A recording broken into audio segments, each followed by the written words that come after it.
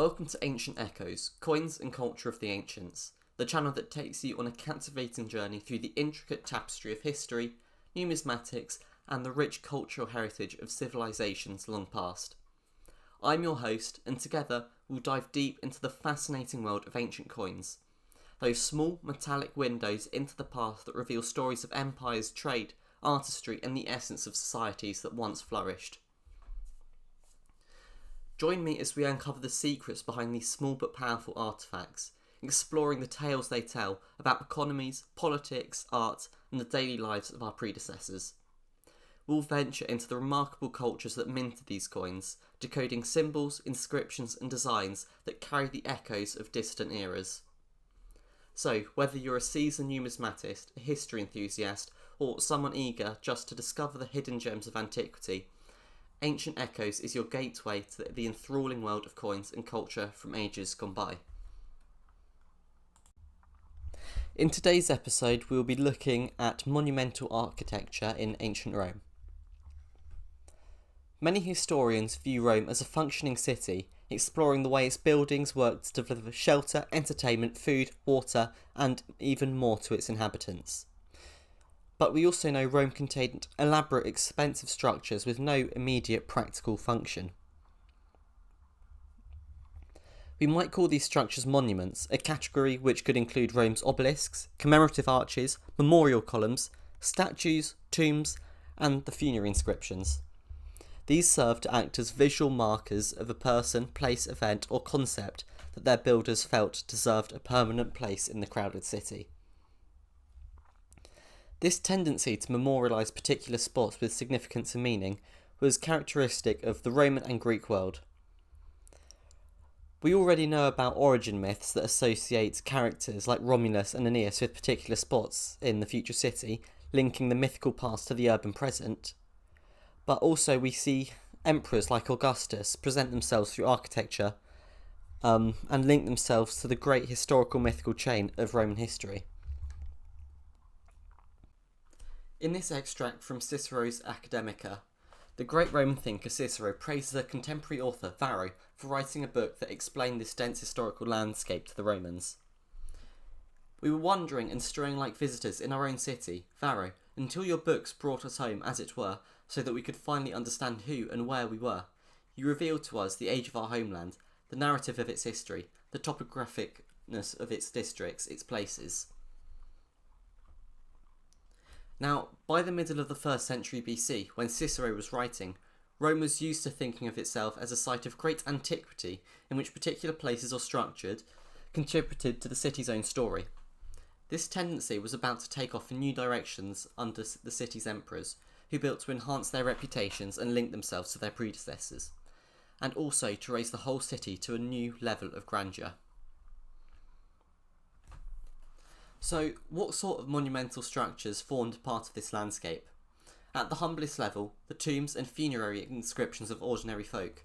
The cities of the dead stretching out along Rome's highways reminded visitors that this was a place whose inhabitants, past and present, valued acts of commemoration and staking a permanent place in the landscape.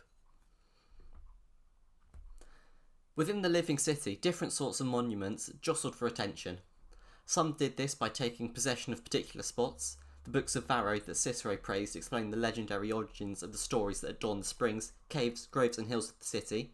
Places like the Lacus Curtius, a spot in the Forum where a Roman nobleman supposedly rode his horse into a chasm as a patriotic self-sacrifice. Or the Lupercal, where the wolf suckled Romulus and Remus. Further observable monuments can be found in Republican temples, put up as pious victory monuments by great generals, lining the route that triumphal parades took so that each later age saw, acknowledged and remembers the victories of its predecessors. By the time of the emperors, any scruples against self-promotion had gone. Monuments like the triumphal arches act as permanent reminders of the great triumphal processions that now only emperors were allowed to hold. In a city of hills and valleys, height was a good tool for catching the eye, and the spiral columns of Trajan and Marcus Aurelius pierced the rooftops. When viewed from hilltops, of course. Now, one example of ancient monuments in Rome were obelisks.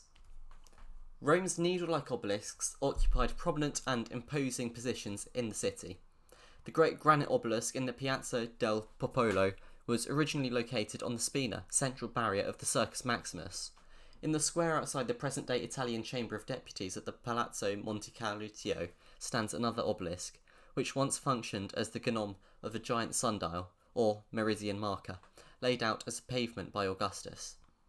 Another obelisk, which once decorated the Spina of Nero's circus, stands in Bernini's great piazza outside St. Peter's, over the river in the Vatican. All of these obelisks in Rome have been repositioned as eye-catchers in the modern city, often standing at the end of long straight vistas fashionably carved through the city by Baroque popes.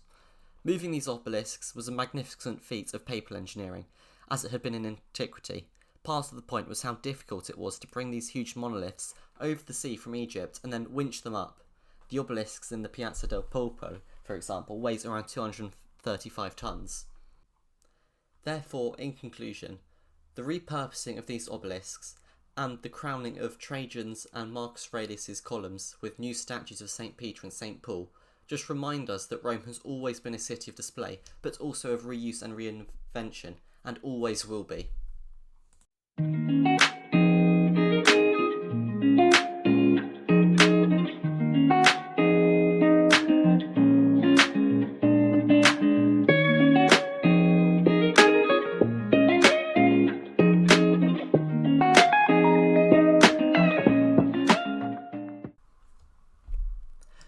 As we come to the end of this episode of Ancient Echoes, Coins and Culture of the Ancients, I want to thank you for joining me on this exploration of the past through the lens of numismatics.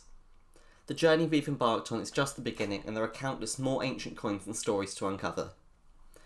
If you've enjoyed this episode and want to continue delving into the captivating tales of ancient civilizations, be sure to subscribe to our channel so you never miss an episode.